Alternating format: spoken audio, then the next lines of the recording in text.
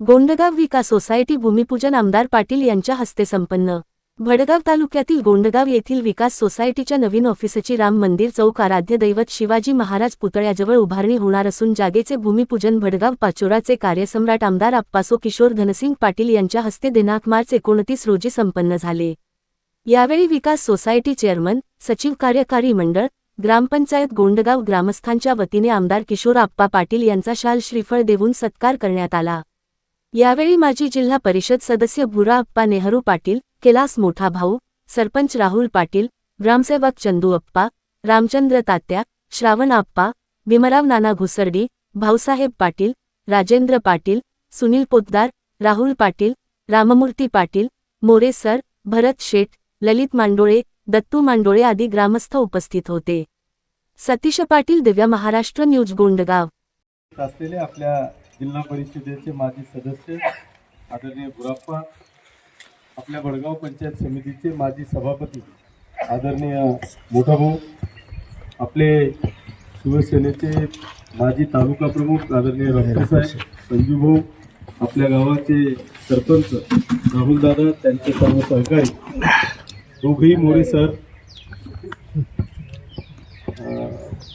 सोसायटीचे चेअरमन, त्यांचे सर्व संचालक मंडळ, उपस्थित सर्व मान्यवर बांधवांनो आणि मित्रांनो, हे पहिल्यांदा आपल्या सगळ्यांच्या साक्षीने या सुंदर अशा वास्तूचं भूमिपूजन झालं असं या ठिकाणी जाहीर करतो।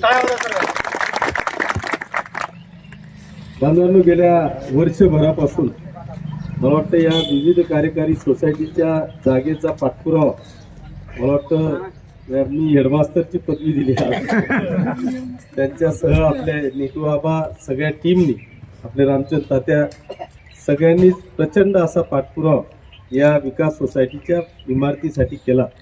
आणि शेवटी आज मला वाटतं आज एकादशी आहे, एकादशीच्या अतिशय शुभ मुहूर्तावर आज या वास्तूचं भूमिपूजन झालेलं आहे। त्याच्यामुळे निश्चितपणे ही वास्तू चांगली उभी राहील। मी 4 महिन्याचा अल्टिमेटम दिला आहे, पण मला वाटतं त्याला 6 महिने लागले तरी चालतील, पण वास्तू चांगली झाली पाहिजे अशा पद्धतीचं प्लॅनिंग मला वाटतं कॉन्ट्रॅक्टरनी या ठिकाणी करावं। कारण आपण उगाच घाई करण्यात तर कधी दिसले तडा तर कधी स्लॅबचे तडा, त्यापेक्षा महिनाभर जास्त गेला तरी चालेल, पण वास्तू चांगली झाली पाहिजे। कारण विकास सोसायटीची परिस्थिती आज संपूर्ण महाराष्ट्रातली जर का परिस्थिती आपण पाहिली तर मला वाटतं सगळ्याच सहकारचं कंबरड मोडलं गेलं आहे असं म्हटलं तरी वावगं ठरणार नाही। आणि याच्या मागे अनेक अदृश्य हात मला वाटतं या सहकारच्या कंबरड मोडण्यामागे लागलेले आहेत। परंतु खऱ्या अर्थाने या महाराष्ट्राने, महाराष्ट्रातल्या पूर्वजांनी, कैलासवासी यशवंतराव चव्हाण साहेबांपासून तर शरद पवार साहेबांपर्यंत या सगळ्या लोकांनी आपल्या अथक प्रयत्नांनी या महाराष्ट्रामध्ये मला वाटतं सहकारची एक चळवळ उभी करून या महाराष्ट्रातल्या अनेक शेतकरी बांधवांच्या, गोरगरिबांच्या मुलांना एक चांगल्या पद्धतीची नोकरीच्या माध्यमातून असेल किंवा शेतकरी बांधवांना आपल्या या सहकार क्षेत्राच्या माध्यमातून असेल, एक चांगली चळवळ उभी करून स्वतःचं एक दालन मला वाटतं या सहकार विभागाच्या माध्यमातून या राज्यामध्ये आपल्या पूर्वजांनी उभं केलं।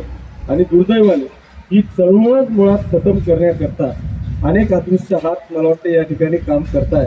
आणि त्याला आपण सगळेजण, मला वाटतं ग्रामस्थ, याला आपण सगळेजण जबाबदार आहोत। आज जर का आपण पाहिलं बांधवांना, आज विकास सोसायटीची तुमची परिस्थिती कशी आहे मला माहीत नाही, परंतु प्रत्येक विकास सोसायटी, जवळपास 70-80% विकास सोसायट्या यांची आज अशी परिस्थिती आहे की आपण सगळेजण अनिष्ट तफावतमध्ये आहोत। आज सोसायट्यांजवळ आमच्या सचिवाचा पगार द्यायला सुद्धा पैसा नाही अशी परिस्थिती येऊन ठेपलेली आहे। याला मूळ कारण आपण स्वतः आहोत। कारण आम्ही राज्यकर्त्यांनी दिलेलं गाजर आपल्या समोर दाखवतो आणि आपण आपल्याला 0 व्याज दराने भेटणारा पैसा जो आपण त्याच्यासाठी तो थकीत ठेवतो आणि 10-10, 12-12, 15-15% व्याज दराचा पैसा आपल्याला तो परत करावा लागतो। याचं आत्मपरीक्षण मला वाटतं आपण कोणीही करत नाही। फक्त आम्ही कर्जमाफीचं गाजर दिलं तर तुम्ही त्याच्यावर तो गाजर हलवा, तो एक जोग आहे, त्या पद्धतीचं आपण मला वाटतं त्या ठिकाणी आपण स्वतः त्या ठिकाणी फसतो आणि आपलं सहकार उद्ध्वस्त होतंय हे आपण या ठिकाणी पाहतो.